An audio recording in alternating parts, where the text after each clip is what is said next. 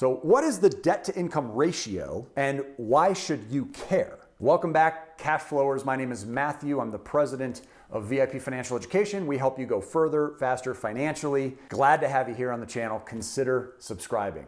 Now in today's video, I wanted to share with you guys a very important topic. I receive a lot of questions about this. So in this video, it's gonna be all about the debt to income ratio, baby. Now, what is it? How do you calculate yours? Why should you care so much about it? Why is it so important to you? So I've had many discussions with coaching members as well as students here on the channel about this specific ratio that, quite frankly, I don't think gets enough attention from people who are really in the process of concerning themselves with their credit profiles. So without further ado, your debt to income ratio is exactly how much of your current income is used to service balances on your debts.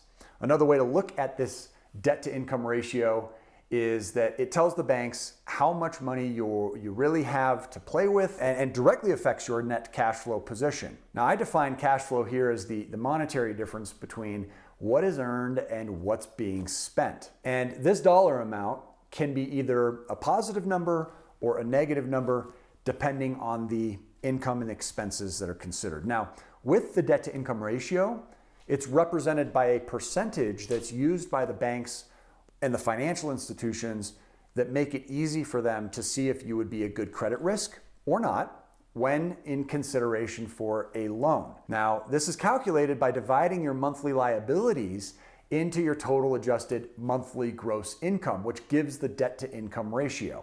For example, if your total monthly debt servicing costs, including debt servicing on things like credit cards, auto loans, mortgages, etc., is $5,000, and your monthly income is $10,000, then your debt to income ratio is 50%. So let's take a look at the standards that financial institutions are looking for as either favorable, could improve, or need to take action. Obviously, the lower the ratio, the better you are at managing your debt to income. Therefore, the 50% debt to income calculated earlier, anything above that would definitely be in the category needing to take action to bring that ratio down in order to look more favorable to any lending institutions.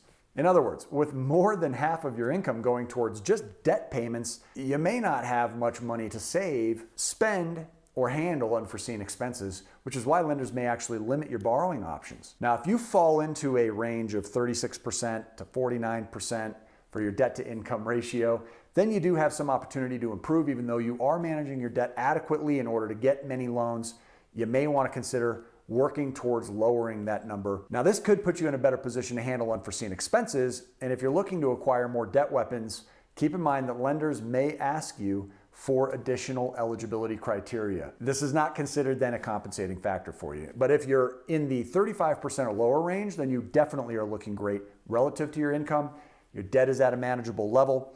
And in other words, obviously you're going to be more likely to have money left over for saving or for spending after you've paid your bills, which is why lenders are generally going to be viewing that lower debt to income ratio as favorable in terms of building a low credit risk. All right, now I just went over a basic example of debt to income ratio. Are you with me so far?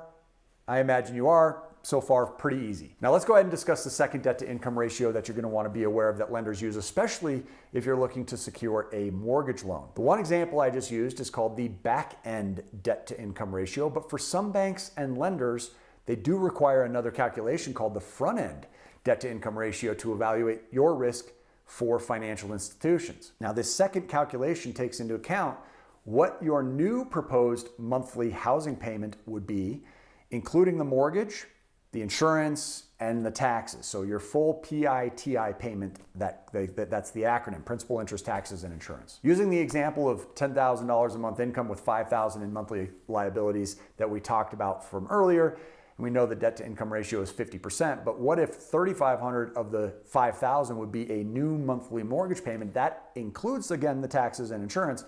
Prior to this, only $2,000 out of the $5,000 was spent on the rent, and now you would be increasing the housing costs to $3,500 in this example.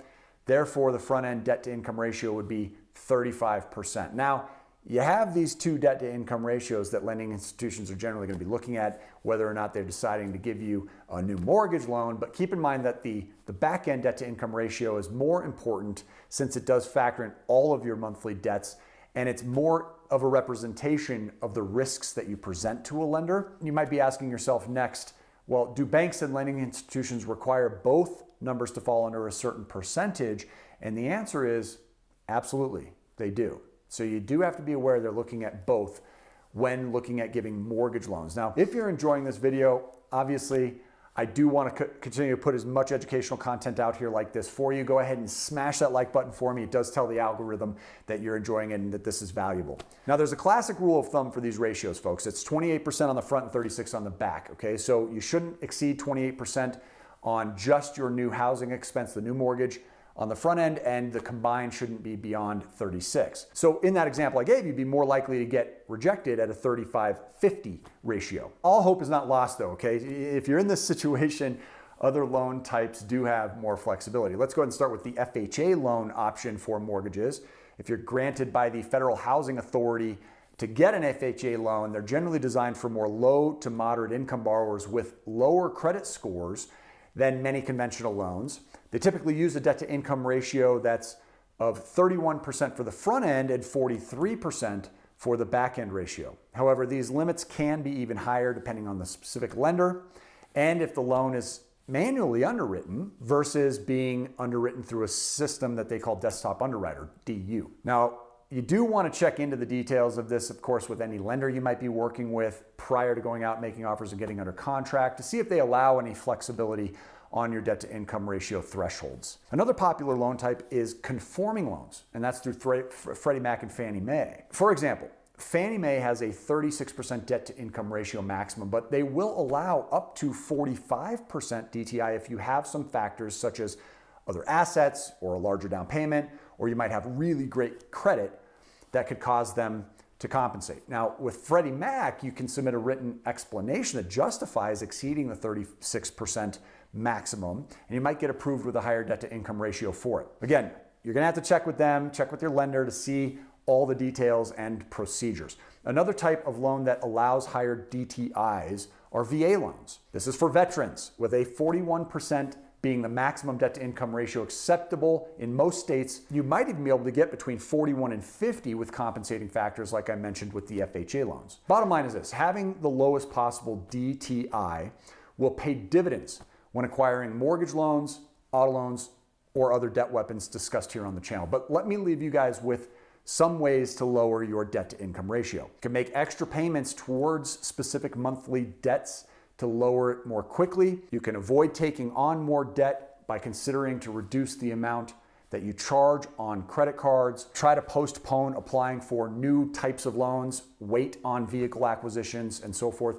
Lastly, recalculate your debt to income ratio monthly to see if you're making progress, because watching your DTI fall can actually give you all the motivation that you need to accomplish your financial goals. Make sure you stay tuned to the channel. I do give a number of other suggestions as to how you can lower that, either by paycheck parking or even using business-related accounts that don't show up on your credit. And keep in mind that usually debt to income ratios are calculated by what's pulled through a tri-merge credit report when mortgages are being applied for, and any other type of loan that you might be applying for. When they pull your credit, they're going to import that data, and that's how your debt to income ratio is going to be factored. I hope this helps you guys. Again, smash that like button if it does. Leave a comment below. Have you found any great resources online for debt to income ratio calculators that might be able to help do this for you? Love to hear about it. Leave a link in the comments section, and make sure you're subscribed to the channel for more great content here.